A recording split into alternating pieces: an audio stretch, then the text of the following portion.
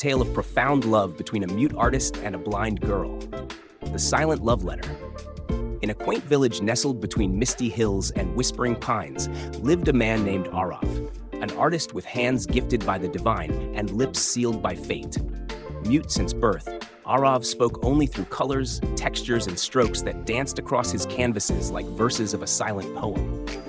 His small studio, perched at the edge of the village, was both his sanctuary and his soul, filled with paintings that felt alive.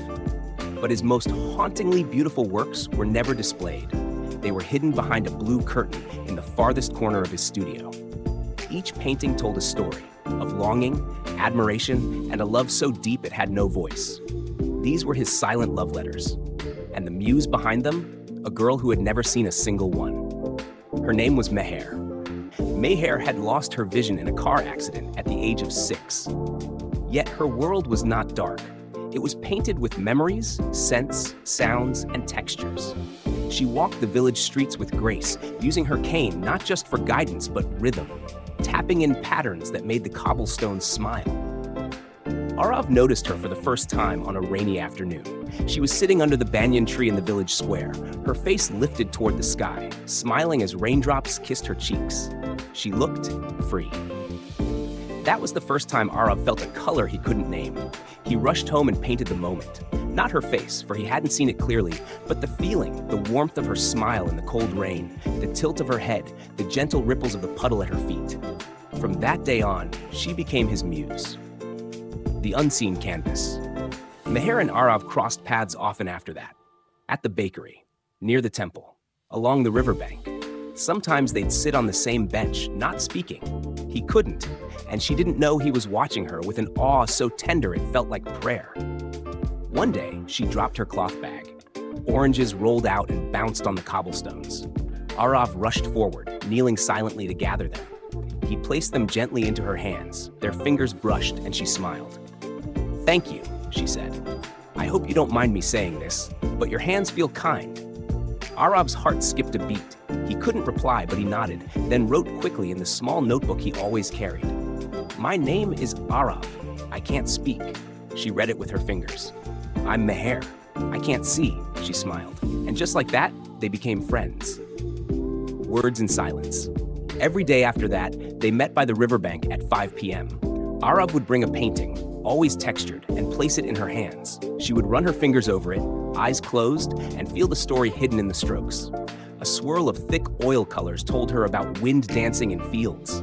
A raised ridge of acrylics whispered about mountains. A soft blend of charcoal and sand conveyed rain falling softly on skin. "Your paintings speak louder than words," Meher once said. "I feel things I didn't know I could." Aariz smiled. He wanted to tell her everything. That she had brought color to a life already full of hues. That every time she touched one of his paintings, it was as if she touched his soul. That his silence had never been painful until he met her, until he wished he could say, "I love you." So he started painting her. Not her face, but her presence. Her laughter that rang like wind chimes. Her quiet moments of thought. The strength in her shoulders. The way her scarf fluttered when the wind played with it. Each painting, a confession. The Gallery of Love. Aariz decided to create a collection, 12 paintings, each representing a moment of Meher's presence in his life. He called it the Silent Love Letter. But how could he show it to her? How do you present a love letter to someone who can't see it? He began sculpting textures into the canvas, deliberate layers, materials like silk, sandpaper, threads, leaves. He experimented until each painting became something she could not just touch, but feel and understand. One painting had threads swirling like wind, representing the first time he saw her in the rain. Another had jagged peaks, representing her strength. One canvas was made entirely of warm fabrics with a single cold stone in the center, his silent loneliness before she came into his world. The final painting was different. It had a raised heart at the center, surrounded by wings made of paper and dried rose petals. That one was his confession. The invitation. Aariz worked for months in secret. He knew Meher might never know how much she meant to him, but he wanted her to feel it, to sense the weight of his affection, even if it remained unspoken. With the help of the village librarian, he organized a small exhibition. But there was a twist. It was entirely dark. The room was designed for the visually impaired. Every painting was meant to be touched, explored, interpreted through texture, temperature, and scent. He called it love without light. The villagers were skeptical but curious. Meher was invited too.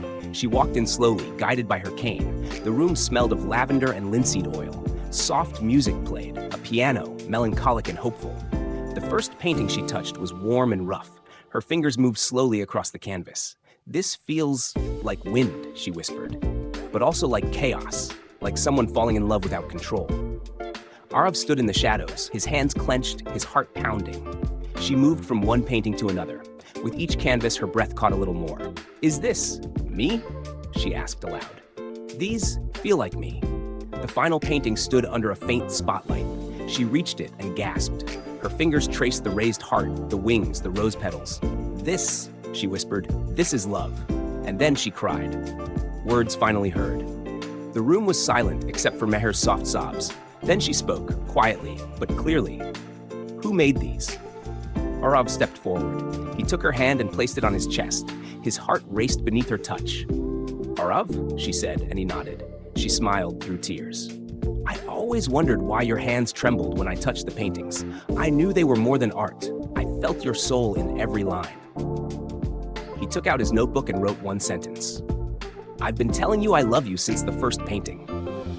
She read it with trembling fingers. "I know," she said, "and I've been hearing it with my heart."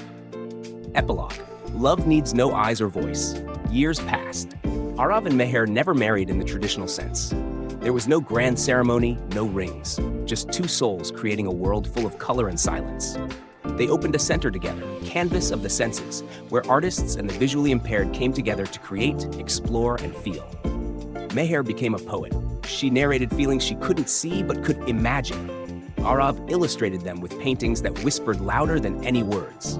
Their story was written not in books, but in hands held quietly under starry skies, in textures touched by curious fingers, and in moments when silence said everything. Their love letter continued, unread, yet deeply understood. For love, after all, doesn't need to be seen or heard. It only needs to be felt.